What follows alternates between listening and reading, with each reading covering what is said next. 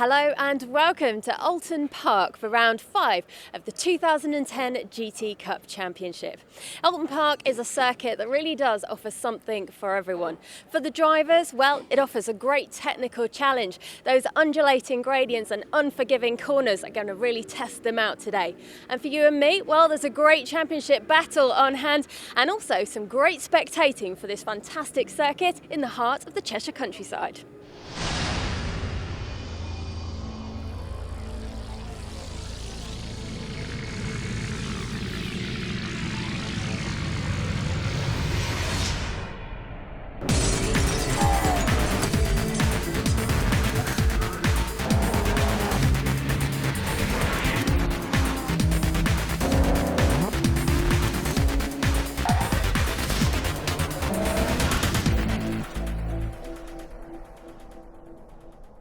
There was heavy rain here at Oulton Park last night, which has left the circuit with some really tricky conditions for the drivers in today's qualifying session.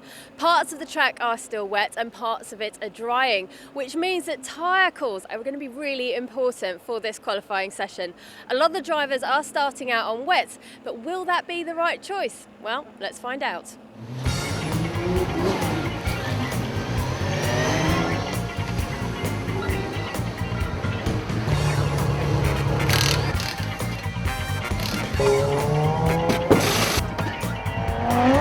Not all of the drivers and teams have the same opinion on what's the correct tyre choice for this session.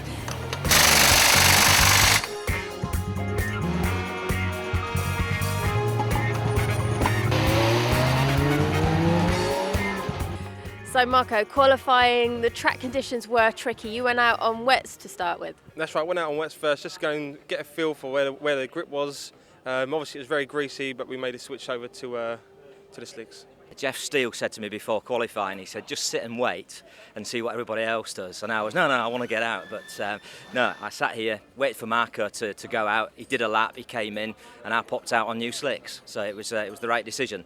So it could certainly be an interesting one today to see where everybody starts for these two races today. We'll look forward to seeing what happens.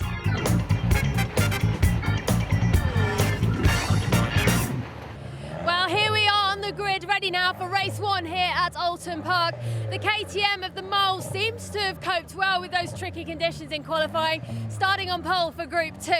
Here on the second race, Sally Winstanley, he's got a very shiny front end, brand new front end on that, so he'll be hoping to keep it in pristine condition throughout this race. Starting on the front row, well, it's Alex Martin here. He's currently running second in the championship, so he needs to have a good finish to keep those points and keep at the top of the leaderboard. And over here on pole position, we've got a very excited Toby Tarrant-Willis. He's starting on pole position for the very first time in the GT Cup. Well, very much a just reward for Toby Tarrant-Willis, one of the most improved drivers in the GT Cup Championship over the course of the 2010 season. Already at the 5th meeting of the year, as this huge field heads off on their formation lap. As ever, a variety of marks. Multi-mark racing is best is what the GT Cup Championship prides itself on. And as you can see, the conditions in qualifying give us a jumbled grid. It's Toby Tarrant-Willis on pole position with Alex Martin alongside Danny Winstanley. The TVR lines up third, and a good result from Colin Mole leading the Group 2 runners, and the KTM Crossbow fourth on the grid. Gary Eastwood a little bit lower down than we'd expect to see, 11th position, as Craig Wilkins returning to the GT Cup for the first time in 2010. Andy Ruin all the way at the back of the grid in 26th position. Disastrous qualifying from him. He's usually at the very head of the field. Let's see how he can progress up through the pack. Rolling start as ever in the GT Cup, so Toby Tarrant-Willis is now about to pace this 26-car grid through as they make their way into Lodge Corner with Andy Ruin at the very rear of the field. They climb up over Deer Leap. The red lights are about to go out, and we go racing here at Oulton Park as Danny Winstanley in the green TBR looks to the inside. It's Alex Martin who's taken the early lead. Winstanley goes through in second. Colin Mole looking to make the move into third as they all safely make it through at all. Various degrees of width as Robert Koenig almost loses it in the white TBR in car with Andy Ruin, as that's Craig Wilkins slewing across in front of us, and Wilkins disaster in the Ginetta G50. Bits of car all over the circuit, so Craig Wilkins may not be going any further. Alex Martin, meanwhile, has leapt into the early lead, with Danny Winstanley having Toby Tarrant-Willis for very close company as they make their way on to the Shell Oils hairpin. No way through there as they go through the cambered right-hander.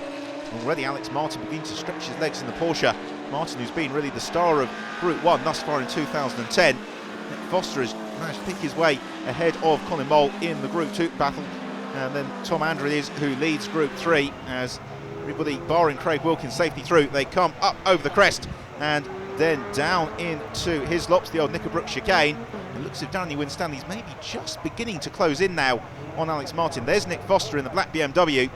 He's ahead of Colin Mole in the KTM Crossbow. They are dicing for Group 1, as is Keith Webster and Marco Pullin. It's Webster who leads Group 2 and also leads the championship overall, coming to this weekend by just a couple of points from the man leading the race, Alex Martin, as they go through Druid's corner. Marco Pullin in the orange Ferrari, trying to pull in the orange BMW of Keith Webster. A bit of smoke there from Pullin.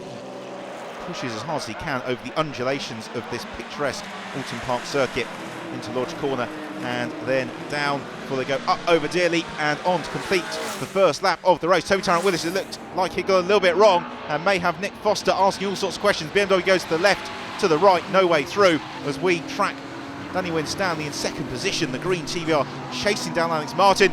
That's a little bit wide there from Colin Mole as we go in car with Keith Webster.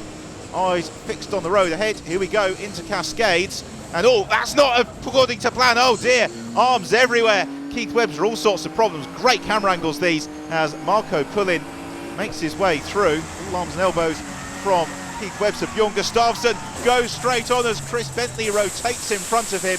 And Chris Bentley in the Porsche, all the wrong direction. In car with Andy Ruin, also at Cascades. Hello tyres, crunch. So Andy Ruin's race is ruined as Sarah Bennett-Baggs also exits stage right. A number of cars going off there. Maybe some fluid on the circuit from the Craig Wilkins incident from lap 1, but cars off all over the place.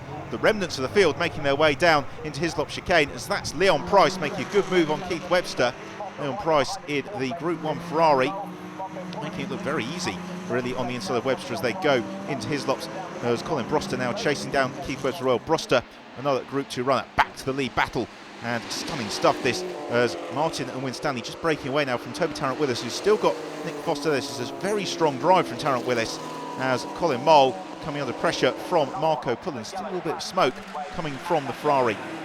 Into Lodge Corner we go. And then up over Deer Leap where they'll see the safety car. So the safety car perhaps unsurprisingly is scrambled. Here's a replay from in-car Bjorn Gustafsson, lap 1. It's Craig Wilkins. Everybody did well to miss him as Wilkins spun into retirement. The field bunching up behind the safety car, which is going to go in this lap. The lights are out, so it's up to Alex Martin to pace the field as away we go once more.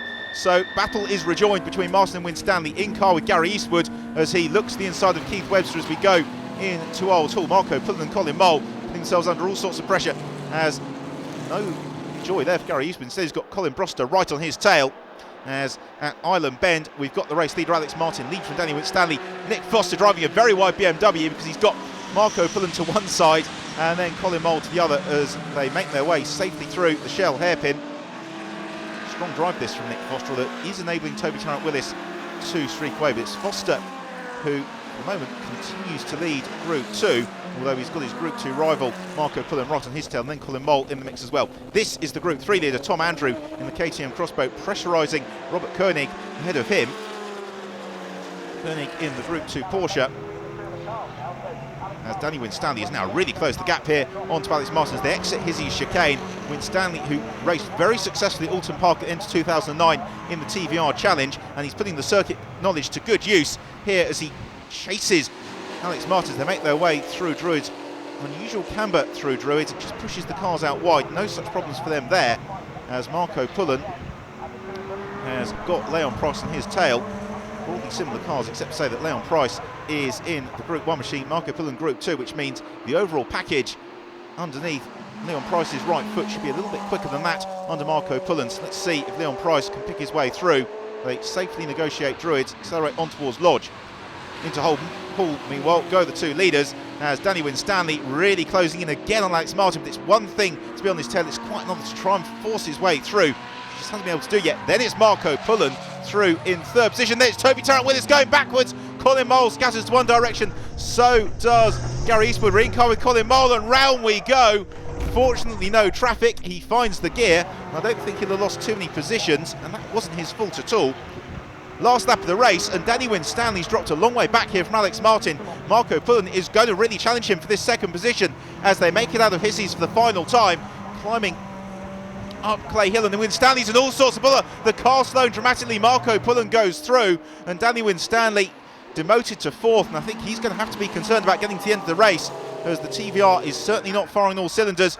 But it's Alex Martin who claims the win. So Alex Martin wins the first race here in the GT Cup Championship at Oulton Park. An emphatic drive from the youngster in the Porsche. Second place, and the Group 2 victory is going to go the way of Marco Pullen, who just holds off Leon Price at the line. And then in the background, it's Nick Foster who takes a very well-deserved fourth position. Well, here are the top 10, and no Danny Winstanley retiring on the last lap. Alex Martin claiming the win from Marco Pullen, Leon Price. Gary Eastwood doing well to work his way up into fifth position, and that gives him third in Group 1 behind Leon Price, and Alex Martin claiming the honours. Group 2, Marco Pullen from a strong drive from Nick Foster, and then Colin Broster rounding out the top 3. Tom Andrew claiming the Group 3 win from the effervescent David Bottrell, and Dan Norris-Jones in third. 3 very delighted group winners on the podium, and I think they will feel very pleased with their morning's work.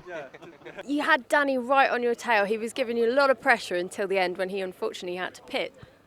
Yeah, he was. No, he's a good driver, and it made for an interesting race. It was good. Well, Marco, group win and second overall. Pretty good result. Great result. Just got on it, got in the 45s and just pulled away. Having a good old battle with Leon there in the newer Ferrari behind you. I was. They've got so much more power down the straight, so you're just reeling me in lap after lap. Well, Tom, your home circuit and dream results so far, pole position and group win. Yeah, really happy with the qualifying. It went really well. Managed to get out on the right tyre choice and made best of the weather. Really dream circuit for the KTM. Spent a lot of time here testing, setting the car up just how I like it, so really confident around the circuit. Well, after an eventful race 1, some of these teams have got their work cut out to get ready for race 2. Join us after the break to find out who makes it onto the grid.